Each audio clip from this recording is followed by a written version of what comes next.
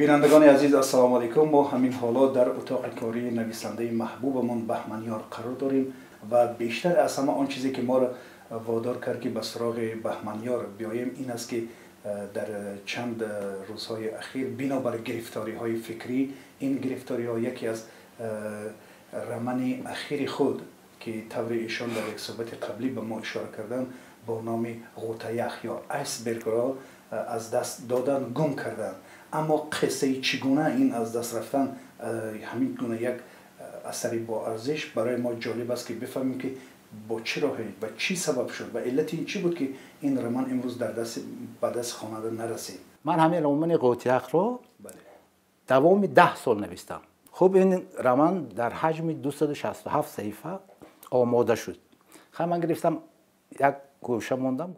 بعد چند مدت گذشت که چطور یک احوال روحیم بد بود شاید یا خود یگان ناسازی در یگان جا دوچار شدم. آمدم همون رمان رو گرفتم از نو خواندم. رمان به من معقول نشد. به نظرم از شاهنشاه پستر نمود. از همین خاطر رمان گرفتم سری قهر بردم و موسرا پرو نکنم نمیدونم به زبان فارسی چی میشه همون جایی که موسر رو میپرتایم پرتفتم. سحری با خود آمدم و فهمیدم کار بسیار هم بد کردم. همون فرامدم من در ششم ایتاژ فرامدم به آشانه یکم همون زنی که همون مسئول انبار موسر است کلیت گرفتم رفتم گشادم. خب شما تصور کنید که در یک و نیم شبانه روز چقدر موسر بالای و جمع شده است و گرفتن امکانی و کردن نبود. این کارها در تاریخ خیلی زیاد شده است. مثلا گوگل جلد دومی جانهای مرده آتش نزده است. نه آتش زد. در عصرهای میانه مظفر هروی نام شاعری بود. پیش از مرگش فکر میکند که با همین دیوانش چی باید کرد. و میگه که اگر فرض کردیم من با همین غروری که دارم مردم حتما دشمنها به مقابل من میبرن دیوانای و قلبی جعلی میسازن و منو بدنام میکنن.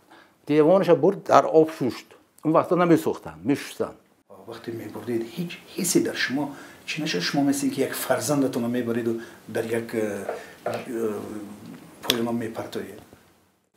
حالتی من در اون وقت حالتی اداره میشدگی نبود. اون چیزی که من کردم غیر اختیار بود و نمیدونستم من چی کار میکنم.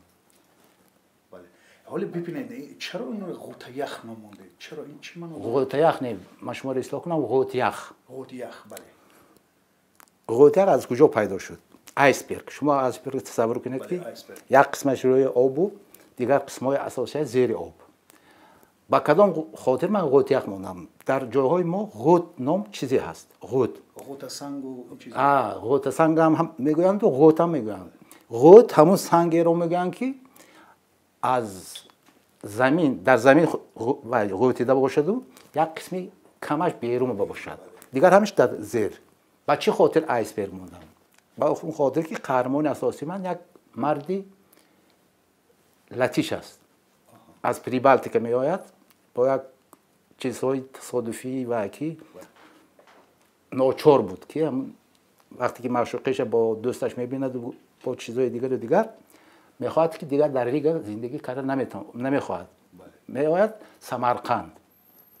از سمرقند تصادف میآید پنجکین. از پنجکین تصادف میآید سرمده. دهی که من ساختم.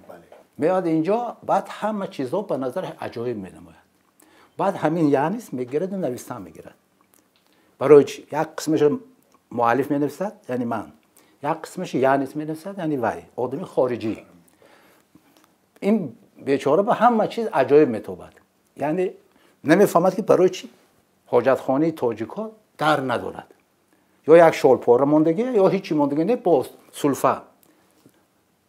سلفه میکنید. اگر اون از درون باشد و هم سلفه میکنه شما همونجا نگاه کنید مثل که کی وای برید شما دارید.